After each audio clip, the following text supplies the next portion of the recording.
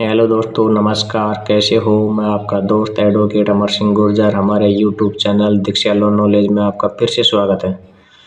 तो दोस्तों, कैसे हैं आप? मैं आशा करता हूं कि आप सब सही होंगे।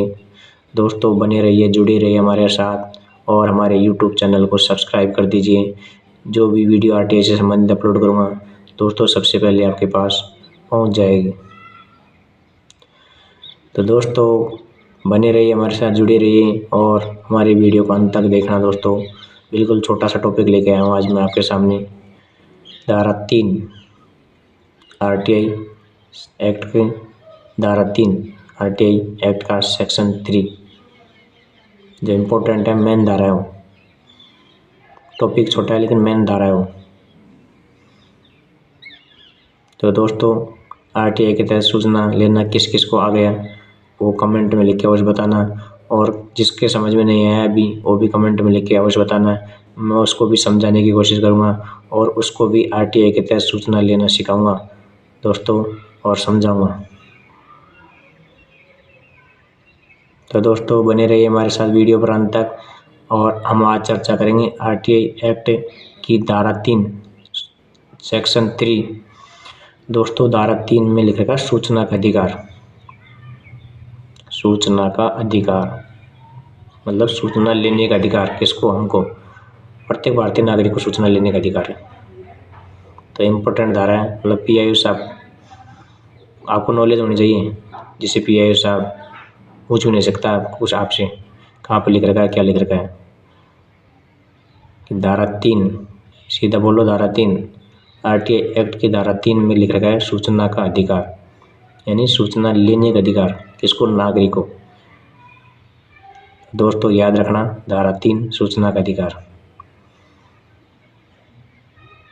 सूचना में एक वीडियो बनाया था हमने, उसमें हमने ये सीख लेते हैं कि सूचना में क्या क्या मांग सकते हैं, पर हमें ये मालूम नहीं सूचना का अधिकार कौन से सेक्शन में और उसमें क्या लिख रखा है। तो दोस्तों, बने रहिए हमारे साथ। मैं आपके सामने लेकर आया हूँ आज धारा 3 आरटीआई एक्ट अध्याय 2। आरटीआई एक्ट अध्याय 2 में लिख रखा है सूचना का अधिकार और लोक प्राधिकारियों की बाध्यताएं। सूचना का अधिकार और लोक प्राधिकारी की बाध्यताएं। तो आज हम चर्चा करेंगे सूचना का अधिकार पर ओनली। लोक प्राधिकारी की बाध्यताएं अगले वीडियो में बताएंगे आपको।